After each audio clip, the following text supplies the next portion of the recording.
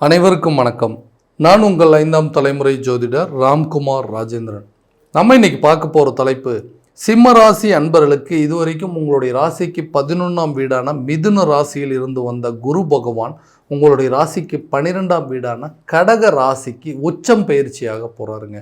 So இந்த கடக ராசிக்கு உச்சம் அடையக்கூடிய இந்த குரு பகவான் ஜூன் மாதம் 2ஆம் தேதி முதல் இந்த நிகழ்வு நடைபெற போகுதுங்க. சுமார் ஒரு வருட காலகட்டங்கள் உங்களுடைய ராசிக்கு 12ஆம் வீடான கடக ராசியில் சஞ்சாரம் செய்ய போகிறாரு. குரு இருக்கக்கூடிய இடத்தை விட தான் பார்க்கக்கூடிய இடத்திற்கு எப்போவுமே பவர் ரொம்ப ஜாஸ்தி அப்படின்னு சொல்லுவோம். அப்போ குருவுடைய பார்வைங்கிறது விருச்சகம், மகரம் மற்றும் மீன ராசி மேலப்படுது. அதாவது 4ஆம் இடம், 6ஆம் இடம் மற்றும் 8ஆம் இடத்திற்கு இந்த குரு பகவானுடைய பார்வையானது படப்போகுது. பொதுவாக 5, 7 மற்றும் 9க்கு தான் குருவுடைய பார்வை இருக்குது. அப்போ உங்களுடைய ராசியிலேருந்து கணக்கெடுக்கும்போது 4, 6 மற்றும் 8ஆம் பார்வை அப்படிங்கிறது இருக்குங்க. ஸோ குரு பகவான் ஒருவருக்கு கல்வி, செல்வம், பொன்பொருள் சேர்க்கை, ஆடை ஆபரணங்கள், வண்டி வாகனம், பட்டம், பதவி, திருமணம் போன்ற அனைத்து யோகங்களையும் தரக்கூடியவர் இந்த குரு பகவான். ஸோ இந்த குரு பகவானுடைய பயிற்சி சிம்மராசி அன்பர்களுக்கு தங்களுடைய வாழ்க்கையில் எந்த விதமான அற்புதங்கள் மற்றும் மேன்மைகளை தரப்போகுது அப்படிங்கிறத இந்த காணொலியில் தெளிவாகவும் துல்லியமாகவும் பார்க்கலாங்க.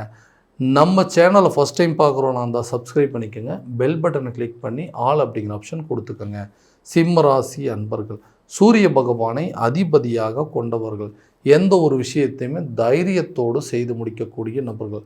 அடுத்தவங்களுடைய தயவை எப்போவுமே எதிர்பார்க்காத நபர்கள் அப்படின்னு சொல்லலாம். தனக்கென்று ஒரு தனி கோட்பாடுகளோடு வாழக்கூடிய ஒரு நபர்கள். யாரோடைய சப்போர்ட்டும் எனக்கு தேவையே இல்லைங்க, எதுவாக இருந்தாலும் என்னோடய சொந்த முயற்சியால் மட்டும்தான் நான் பண்ணுவேன். ரொம்ப வைராக்கியம் கூட படைத்தவர்கள் அப்படின்னு சொல்லலாம். ரொம்ப தைரியசாலிகள், துணிச்சல் மிக்கவர்கள், நிர்வாகத்திறமையும் தலைமை பண்பு வகிக்கக்கூடிய அளவுக்கு யோகங்களை பெற்றவர்கள் அப்படின்னு சொல்லலாங்க.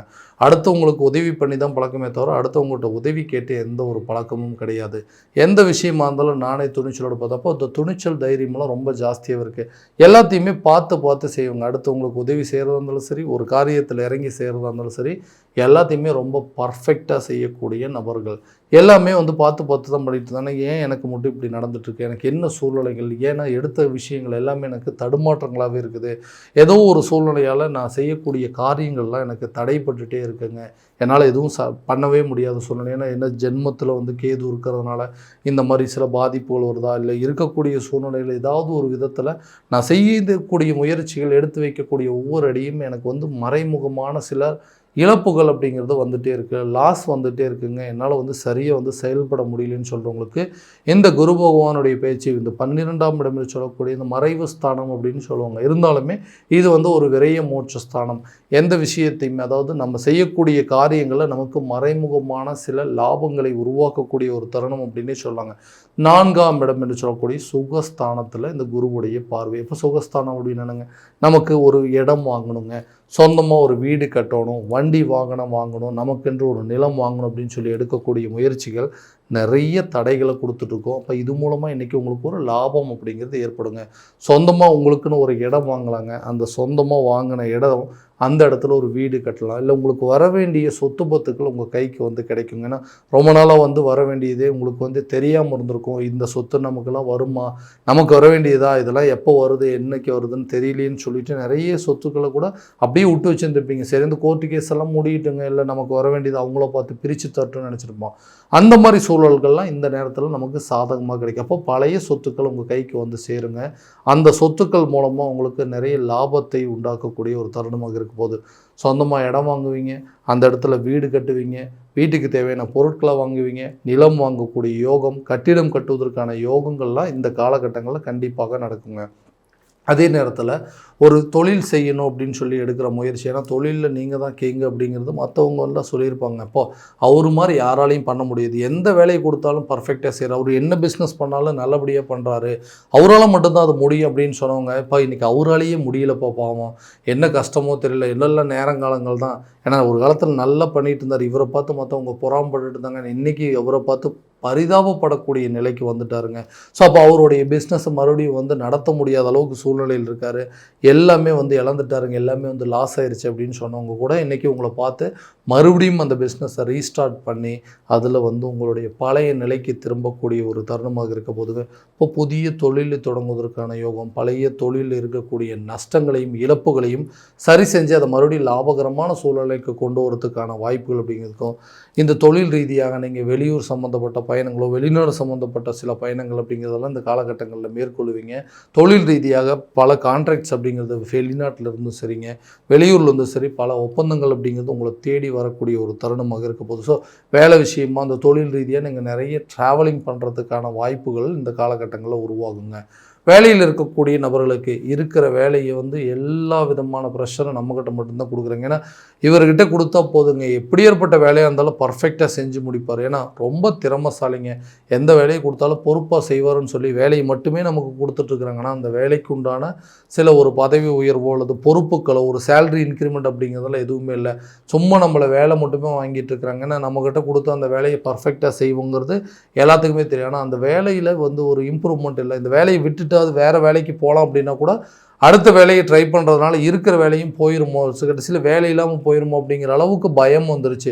சில பேர் வந்து இந்த வேலையை விட்டுட்டு நம்மளாக புதுசாக ஏதாவது ஒரு தொழில் தொடங்கிக்கலாமா, ஏன் அடுத்தவங்களுக்கு வந்து எத்தனை காலகட்டங்களுக்கு தான் அடிமையாக வேலை செய்கிறது அப்படிங்கிற அளவுக்குலாம் சில எண்ணங்கள் வந்திருக்கும். அந்த எண்ணங்கள் மாறக்கூடிய ஒரு தருணமாக இருக்கும். கூட வேலை பார்க்குறவங்க எப்படா நம்ம ஒரு சின்ன தவறு செய்யலாம், அந்த தவறை வச்சுட்டு நம்மளுடைய வேலையவே தொலைக்கலாம் அப்படிங்கிற அளவுக்குலாம் சில சூழ்நிலைகள் இருக்குங்க.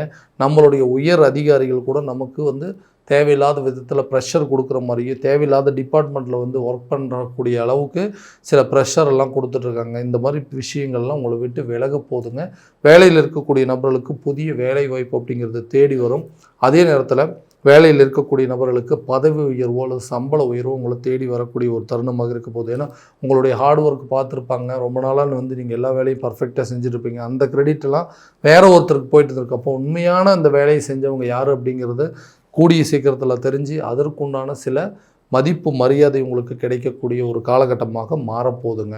ஸோ இந்த விஷயத்தினால இந்த வெளிநாடுக்கு சம்மந்தப்பட்ட சில முயற்சிகள் கூட எடுத்துருப்பீங்க. ரொம்ப நாளாக வந்து இங்கேயே ஒர்க் பண்ணிகிட்ருக்குறோம், கொஞ்ச நாள் போய் ஃபாரினில் ஒர்க் பண்ணோம் அப்படின்னா அந்த பிரச்சனை எல்லாமே தீர்ந்துடும், கடன் சம்மந்தப்பட்ட பிரச்சனையெல்லாம் தீர்ந்துடும் சொல்லி வெளிநாட்டு வேலைக்கு முயற்சி பண்ணிட்டு இருப்பீங்க. அந்த வெளிநாடு சம்மந்தப்பட்ட யோகங்கள் கூட இந்த காலகட்டங்களில் கண்டிப்பாக நடக்குங்க. ஏதாவது ஒரு மறைமுக சப்போர்ட் அப்படிங்கிறது உங்களுக்கு கிடைக்கும்.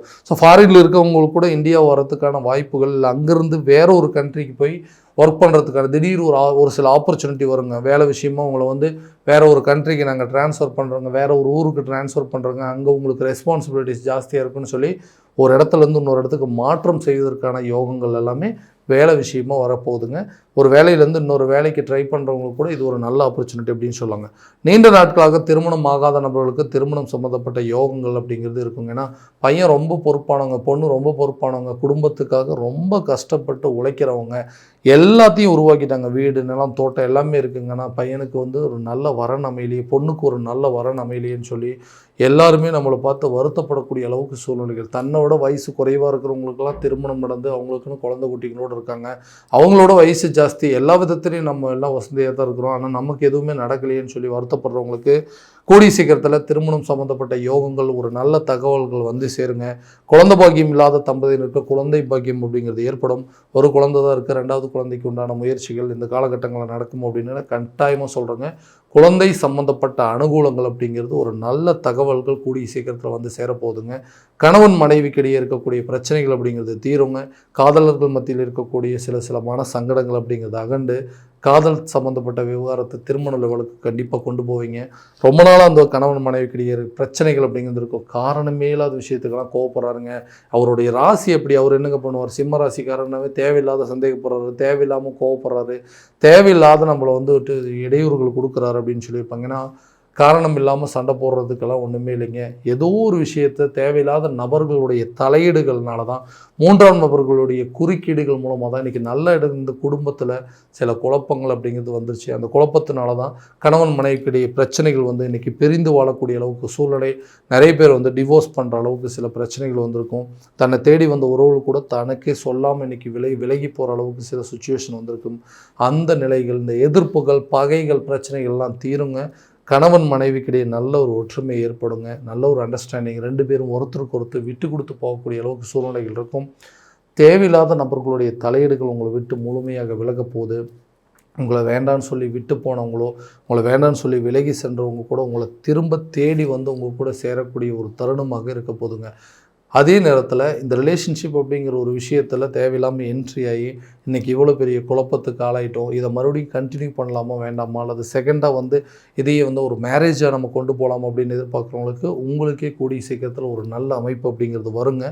இந்த ரிலேஷன்ஷிப்பை அடுத்த லெவலுக்கு கொண்டு போகிறதுக்கான சாத்தியக்கூறுகள் எல்லாமே உங்களுக்கு கண்டிப்பாக நல்லபடியாக நடக்கும்.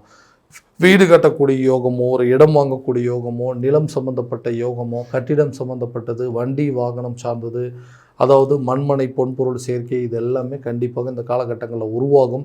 விரயமே பண்ணாலும் அது சுபவிரயமாக பண்ணலாம். கிரயம் பண்ணக்கூடிய அளவுக்கு சில யோகங்கள் இருக்கும். இப்போ ரொம்ப நாளாக இடம் வாங்கணும், நிலம் வாங்கணும், கட்டிடம் கட்டணும், வீட்டுக்கு தேவையான பொருட்கள், வண்டி வாகனம் வாங்கணும் அப்படின்னு சொல்லி ஆடை ஆபரணங்கள் வாங்கணும்னு யோசிச்சவங்களுக்கு இது ஒரு பொன்னான காலகட்டமாக இருக்க போது. கண்டிப்பாக நீங்கள் ஆசைப்பட்ட பொருட்களை வாங்கி மகிழக்கூடிய ஒரு தருணமாக இருக்க போது. கல்வி ரீதியாக இதுவரை இருந்த அந்த மந்த நிலைகள் அகலும். கல்வியில் நல்ல ஒரு முன்னேற்றம் அப்படிங்கிறது இருக்குங்க. நீண்ட நாள் கல்வி தடை, ஞாபக மறதிகள் அப்படிங்கிறது படிப்படியாக குறையும். நீங்கள் ஆசைப்பட்ட மாதிரி நீங்கள் உங்களோட ரிசல்ட் அப்படிங்கிறது இருக்கும். நீங்கள் ஆசைப்பட்ட துறையில் படிப்பதற்கான யோகங்கள், கவர்மெண்ட் ஜாப்புக்கு வந்து எக்ஸாம் எழுதிட்டு இருக்கிறவங்களுக்கு கூட இது ஒரு நல்ல ஆப்பர்ச்சுனிட்டி அப்படிங்கிறது இருக்கும். அதுக்குண்டான முயற்சிகள் கரெக்டான விதத்தில் எடுங்க. இந்த குரு பயிற்சி ஆரம்பித்ததுக்கப்புறம் இந்த டிசம்பருக்கு மேலே ஒரு நல்ல தகவல்கள் அப்படிங்கிறது கண்டிப்பாக உங்களை வந்து சேரும். ஸோ கரெக்டான விதத்தில் முயற்சி பண்ணுங்கள். இந்த ஆரோக்கிய ரீதியாக இருக்கக்கூடிய பிரச்சனைகள் உங்களை விட்டு முழுமையாக விலகும். ரொம்ப நாளாக இருந்த பிரச்சனையை கரெக்டான விதத்தில் ஒரு சர்ஜரியோ ட்ரீட்மெண்ட்டோ எடுத்து அந்த பிரச்சனையை தீர்த்து கொள்ளக்கூடிய ஒரு தருணமாக இருக்க போதுங்க. ஸோ இந்த குரு பயிற்சி காலகட்டங்களில் எல்லாமே இது வரைக்கும் நம்ம பார்த்தது எல்லாமே வந்து ஒரு கோச்சார ரீதியான பலன்கள் மட்டும்தாங்க. இந்த பலன்கள் உங்களுக்கு நடக்குமானா உங்களுடைய சுய ஜாதகத்தை முழுமையாக பார்த்து அதில் உள்ள திசா புத்திகளை தெரிஞ்சுட்டு அதுக்குண்டானபடி ட்ரை பண்ணிங்கன்னா கண்டிப்பாக இன்னும் நல்ல விதமான சக்ஸஸ் அப்படிங்கிறது உங்களுக்கு இருக்குங்க. உங்கள் ஜாதகத்தை எங்கிட்ட பார்க்கணும் விருப்பப்பட்டீங்கன்னா கீழே தெரிய நம்பருக்கு காண்டாக்ட் பண்ணி அப்பாயின்மெண்ட் ஃபிக்ஸ் பண்ணிக்கோங்க. அப்படி இல்லையா உங்களோட ஜாதகத்தை வாட்ஸ்அப்பில் அனுப்பிச்சி வச்சிங்க அப்படின்னா தெளிவான முறையில் கணிச்சு துல்லியமான பலன்கள் அப்படிங்கிறது உங்களுக்கு தெரியப்படுத்தப்படும். மீண்டும் அடுத்த காணொலியில் உங்களை சந்திக்கும் வரை உங்களிடமிருந்து விடைபெறுவது உங்கள் ராம்குமார் ராஜேந்திரன். நன்றி.